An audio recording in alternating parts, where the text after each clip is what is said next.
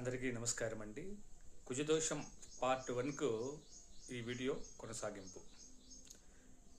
Part 1లో చెప్పిన విధంగా కుజుడు రెండవ భావంలోనే ఉన్నాడు అనుకోండి. రెండవ భావస్ఫుటానికి చాలా దగ్గరగా ఉన్నాడు అనుకోండి. ఏ ఇతర శుభగ్రహ దృష్టి లేదనుకోండి, అప్పుడు రెండవ భావం పైన కుజ ప్రభావం ఉంటుంది. అంటే రెండవ భావానికి సంబంధించిన విషయాలపైన కుజ ప్రభావం ఉంటుంది. అయితే ఇది పూర్తి స్థాయిలో ఉంటుందా అంటే మళ్ళీ మనము రెండవ భావాధిపతిని పరిశీలించాలి.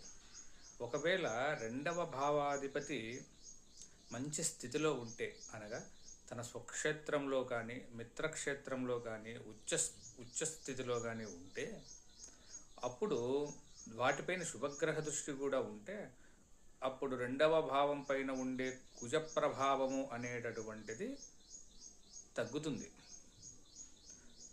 మరి అంత కఠినంగా ఉండదు. తర్వాత ఈ కుజ దోష ప్రభావ అనేటటువంటిది ఫలితాలు అనేటటువంటివి ఎప్పుడు అనుభవంలోకి వస్తాయంటే కుజ మహాదశలో లేదా కుజ యొక్క భుక్తి అంతర్దశలలో వీటి ఫలితాలు అనుభవంలోకి వస్తాయి. అయితే కుజ మహాదశ అంతా ఉంటుంది అంటే అంత పూర్తి స్థాయిలో ఉండకపోవచ్చు. ఎందుకంటే అందులో భుక్తి, ఏ గ్రహ భుక్తి నడుస్తూ ఉంది, ఆ గ్రహము మీ జాతకంలో అనుకూలంగా ఉందా ప్రతికూలంగా ఉందా అనేది చూడాలి. ఒకవేళ అనుకూలంగా ఉందనుకోండి, కుజదోష ప్రభావాన్ని అది తగ్గిస్తుంది. అంతేకాదు, గోచారంలో కుజుని యొక్క స్థితిని కూడా పరిశీలించాలి.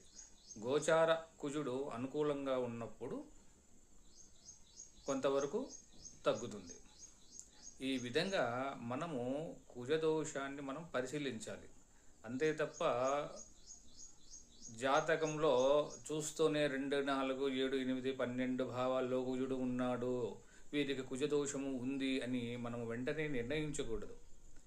కాబట్టి చాలా జాగ్రత్తగా వ్యవహరించాలి. ఏదో 1 నిమిషం 2 నిమిషాల్లో జాతకం అనేటటువంటిది చెప్పకూడదు. ప్రతి అంశాన్ని పరిశీలించాలి. పరిశీలించిన తర్వాతనే మనం ఒక నిర్ణయానికి రావాలి. తర్వాత ఈ కుజదోషానికి సంబంధించినటువంటి మరికొన్ని విషయాలు తర్వాతి వీడియోలో నేను తెలియజేస్తాను. ధన్యవాదములు.